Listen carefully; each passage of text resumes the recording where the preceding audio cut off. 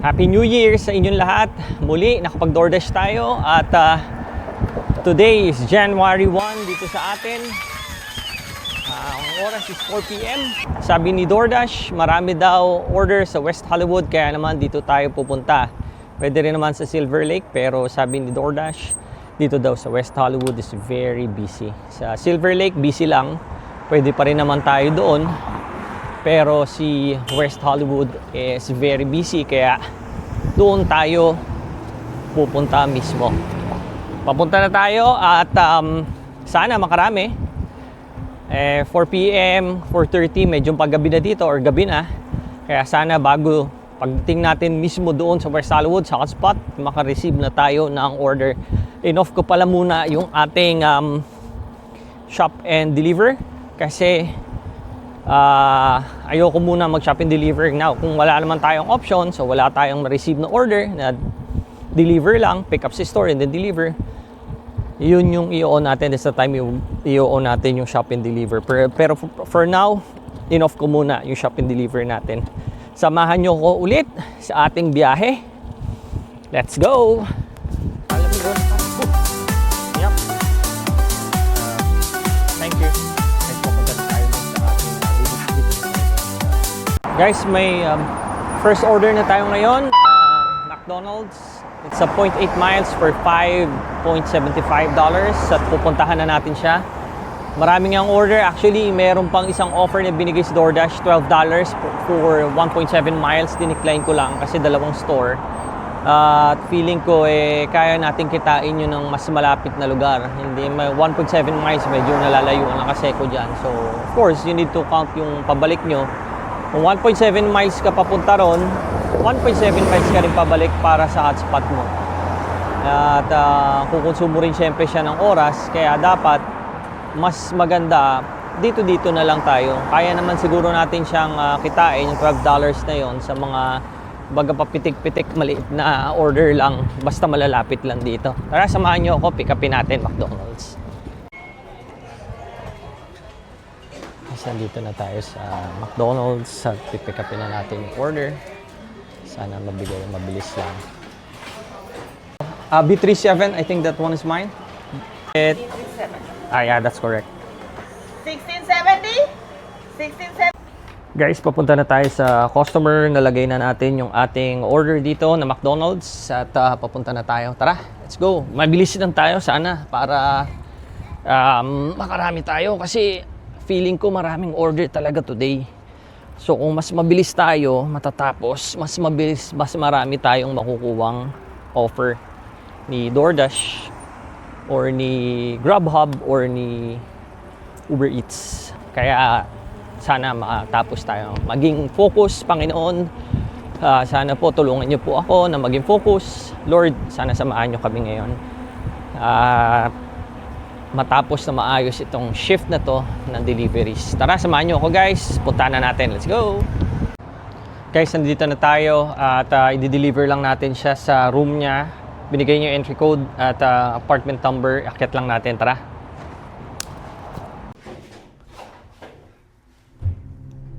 Guys, dito na tayo sa elevator. Sa 4th floor siya at iakyat lang natin itong kanyang order at iwan natin sa kanyang door. As per instruction ni customer. So 5 minutes, 6 minutes lang yung biyahe natin. Actually wala pang 6 minutes itong delivery natin. Sana makareceive pa tayo ng iba pang order bago mag-dilim.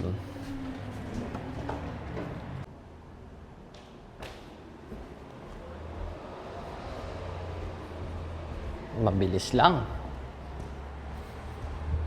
Lumabas daw tayo sa ating, fortunately napalabas tayo sa ating zone, kaya pabalik tayo. Deliver na natin guys yung order at we're heading back dun sa ating pinanggalingan para makareceive pa tayo ng iba pang order. Sana makarami tayo ngayon. At bago magdilim, meron na tayong marami-raming order received or delivered. Nagmamadali ako guys kasi gusto ko sanang makarami ngayon. New Year. Para alam mo yun, aray ko, tumama yung tuhod ko. Para kahit papaano, sakit tumama yung tuhod ko doon. Marami-rami tayo. Tsaka maganda kasi yung nagdi-deliver ka na wala kang ibang iniisip. Gaya ngayon, wala naman kasi pasok si Mrs. So, may ibang tayo sa bahay at pwede tayo mag-deliver. Ang ano lang natin, ang medyo hesitated lang. Ano ba yun? Medyo napapag-isip lang tayo kasi nga kung halimbawang dumilim agad, eh mahirap naman mag-deliver, di ba? Anyway, puntahan natin ang map. Check natin si map at check natin kung paano tayo makakabalik sa ating dito kaya tayo dumaan. Mas mabilis. Sa Main Street tayo dumaan.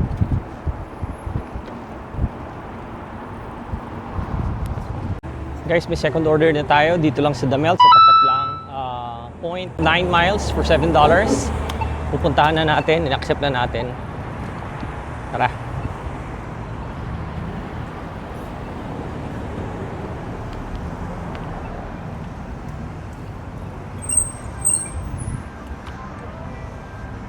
Bakit natin tong bike para sigurado. Yeah.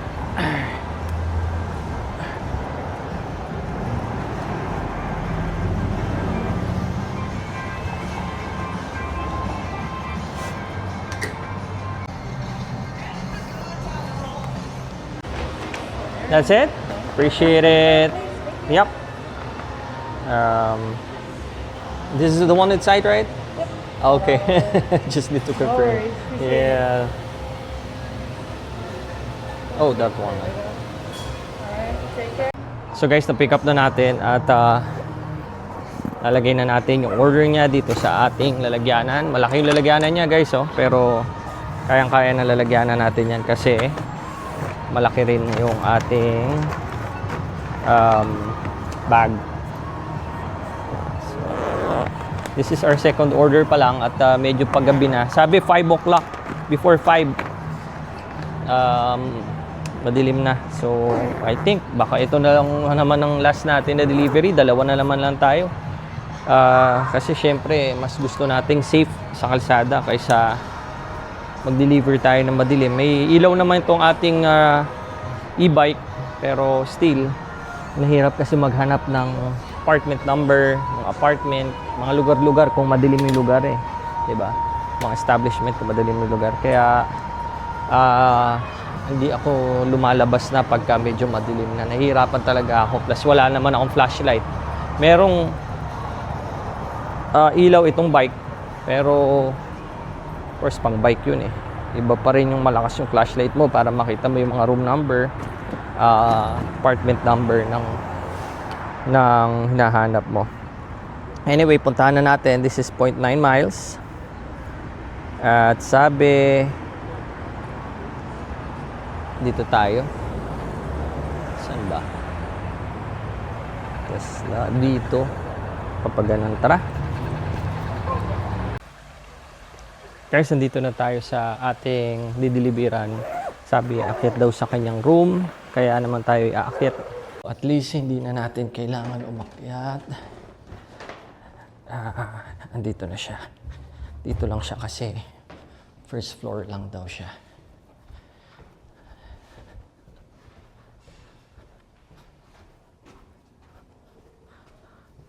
Or ground floor lang pala siya.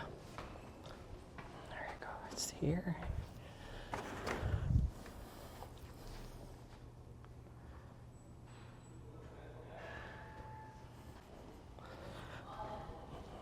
Alright, delivery done. Guys, try natin makakuha pa ng isa bago tayo umuwi. Kung makakatatlo tayo, mas maganda. Nakadalawa na tayo. So kung makakakuha pa tayo ng isa, much better. Pero papansin nyo yung panahon, medyo dumidilim na.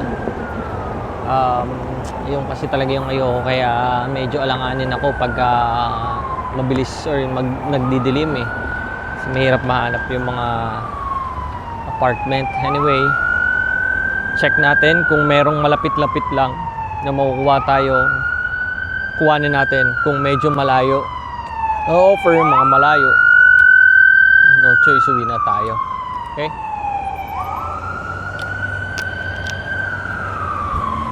So guys, may nakuha tayong third order. Again, sa McDonald's. Kinuha ko na 0.9 miles for $6. 6 point something dollars. Last order na natin nito kasi medyo madilim na nga. Madaliin na lang natin para mabilis makauwi na tayo. Let's go!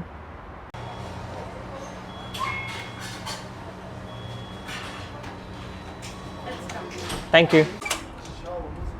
Guys, papunta na tayo dun sa ating dideliveran. Nakuha ko na yung order. That is 0.9 miles for 6 point something dollars. Tara. At dito nga guys, kung makikita nyo, sobrang dilim na ng paligid. Kaya naman, minabuti ko na after this, umuwi na rin kasi mas mahihirapan tayong mag-deliver kung pipilitin natin ang pagdi-deliver ng ganito kadilim. Hindi ko na nga pala na video yung pag-uwi ko o yung pag-drive ko nung uwi kasi it's useless kasi sobrang dilim na rin ng paligid. Anyway, maraming salamat sa pagsama at sana samahan nyo po ulit ako sa susunod video. Salamat po. Muli, God bless and always pray.